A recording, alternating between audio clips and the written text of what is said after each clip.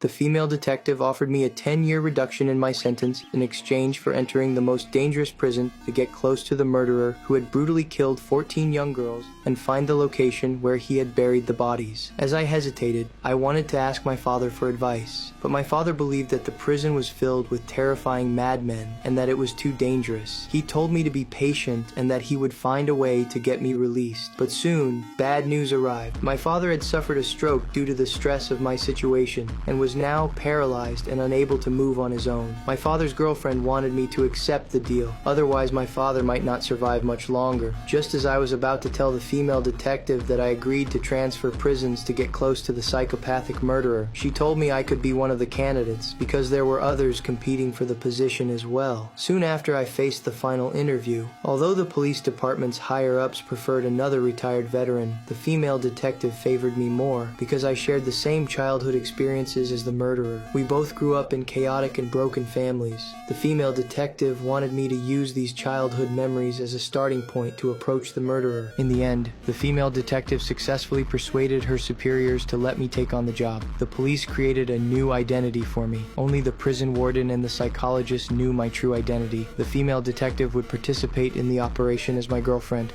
If necessary, I was allowed to make intimate gestures toward the female detective. Under no circumstances could the murderer detect any flaws. If I make a mistake and the murderer notices, the agreement will be void. I will be trapped here and continue serving my sentence. However, as soon as I approached the prison, I began to tremble with fear and wanted to back out. I was afraid of being trapped in this hell forever. After being comforted by the police, I finally made up my mind to fight to the death. After going through the standard prison admission process, I successfully entered this prison full of madmen. At that moment, the psychopathic murderer was repairing the boiler in the prison. He appeared somewhat dull on the surface, but with just a few simple words, he gained the trust of the guards and even had them pack his lunch. So I didn't see the murderer's figure in the dining hall at all. The murderer stayed in the boiler room until midnight before returning to his cell, and my plan was about to officially begin.